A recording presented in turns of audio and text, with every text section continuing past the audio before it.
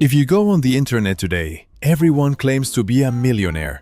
Every 19-year-old in a rented Lamborghini wants to sell you a course on how to get rich by dropshipping cheap plastic garbage.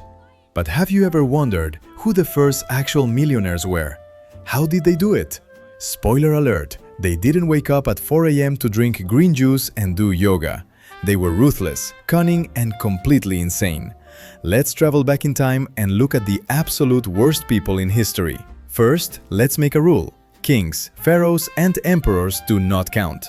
If you own the entire country because your dad was the king and claimed that God gave him the land, you are not a businessman. You are just a spoiled child with an army.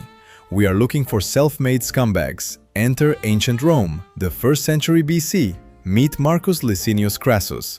Crassus didn't invent a revolutionary new technology. He invented the ultimate extortion racket, the fire department. Rome was basically a giant city made of dry wood that caught on fire every 5 minutes. Crassus bought a private army of 500 slaves with buckets of water. When a building caught on fire, his firemen would run to the burning house and just stand there. Crassus would look at the crying owner and offer to buy the burning house for 10% of its value. If the owner said no, Crassus let the house burn to the ground, bought the empty land for 1%, and built a new house. He amassed a net worth of 200 million sesterces, which is billions today.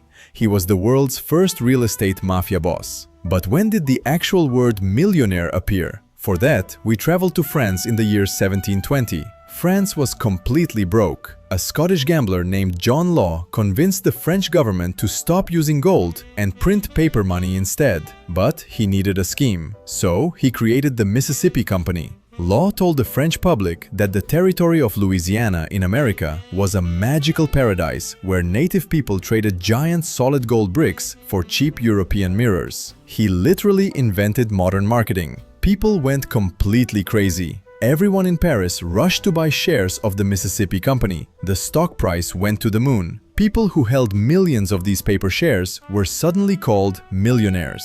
It was the first time the word was ever used. They bought mansions, threw giant parties, and felt like absolute geniuses. But there was one tiny problem. Louisiana wasn't a city of gold. It was a miserable, humid swamp full of angry alligators and mosquitoes. When the first ships returned with absolutely zero gold, the panic started. The bubble burst violently. The stock price crashed to zero in a few days. The world's first millionaires instantly became the world's first homeless people, crying on the streets of Paris, holding worthless paper. It was the original NFT scam. Finally, we hit the late 19th century. The Industrial Revolution. This is when the word millionaire actually started meaning real, untouchable wealth. Meet John D. Rockefeller. Rockefeller didn't believe in the free market. He believed in crushing his enemies. He started Standard Oil. If a rival oil company refused to sell their business to him, Rockefeller would drop his own oil prices so low that he took a massive loss, just to force the competitor into bankruptcy. Then he bought their dead company for pennies. He controlled the oil, he controlled the trains that moved the oil, and he bought the politicians who made the laws about the oil. He was worth $900 million